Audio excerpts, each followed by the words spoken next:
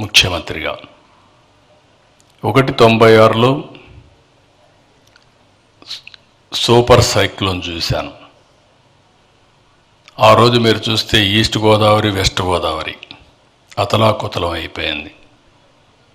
కొన్ని fishermen villages వందల మంది చనిపోయారు. ఇక్కడ 12,000 మంది చనిపోయారు. ఆ రోజుట్లో ఒక 3,000 మంది చనిపోయారు. అది చూస్తే చాలా బాధ కలిగింది.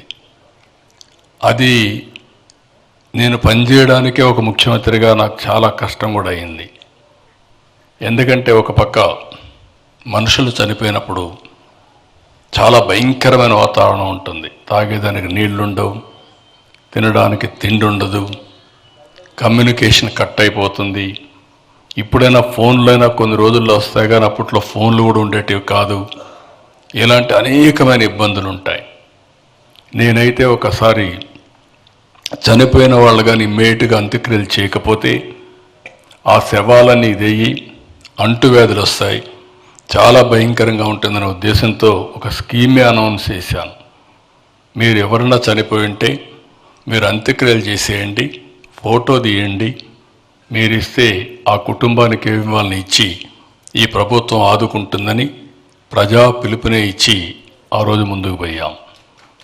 రెండో తుఫాన్ నేను చూశాను, చాలా తుఫాన్లు చూశాను, కానీ రెండోసారి మళ్ళీ హరికేన్ తుఫాన్ చూశాను.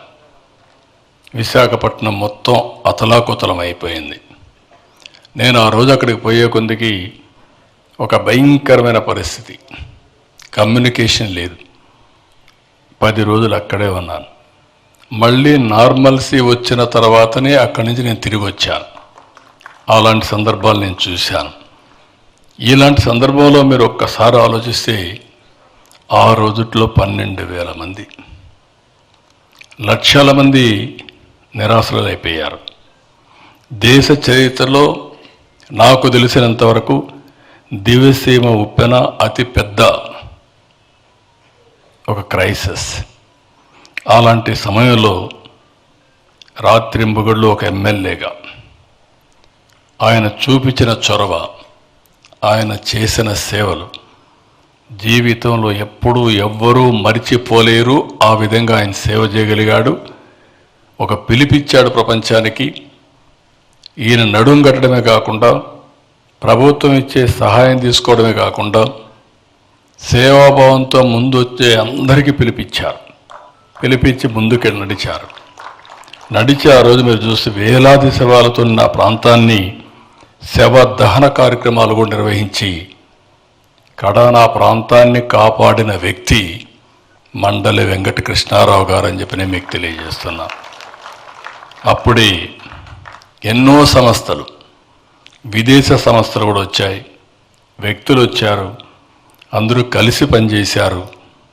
ఆ సమయంలోనే మీరు ఒకసారి చూస్తే ఎన్టీ రామారావు గారు కూడా దివ్యసీమ తుఫానుకి తన వంతు కర్తవ్యంగా జోలి పట్టి డబ్బులు వసూలు చేసి కృష్ణారావు గారిని కలిసి ఆ డబ్బులన్నీ అందజేసి ఏ విధంగా చేయాలనో సేవా కార్యక్రమాలు చేపట్టే పరిస్థితికి వచ్చారు.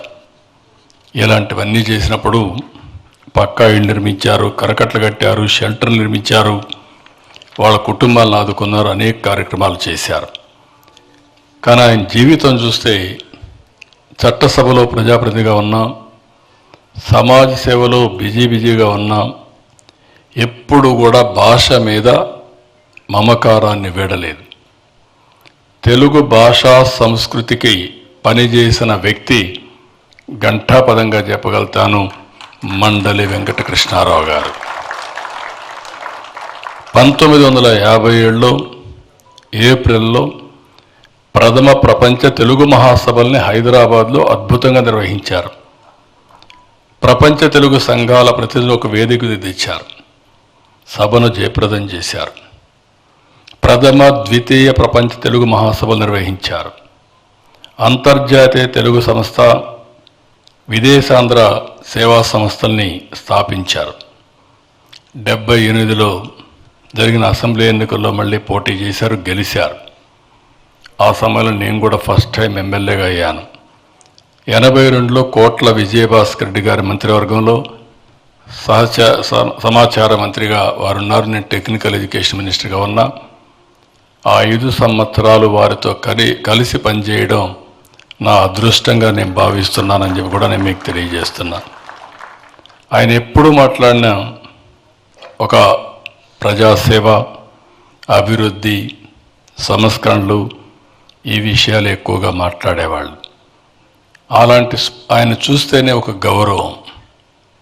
మనిషిని చూస్తే ఓసారి ఆ రోజుట్లోనే చాలామంది నాయకులు ఒక విధంగా చెప్పాలంటే ఆ తర్వాత నాయకత్వం అంతా కూడా మారుతూ వచ్చింది. కానీ అప్పటికైతే పుచ్చలపల్లి సుందరయ్య గారు కానీ, గౌత లచ్చన్న కానీ, మండలి వెంకటకృష్ణారావు గారు కానీ, ఇలాంటి చండ్ర రాగేశ్వరరావు గారు కానీ, ఇలాంటి చాలామంది విశిష్టమైన వ్యక్తులు ఆ సభలో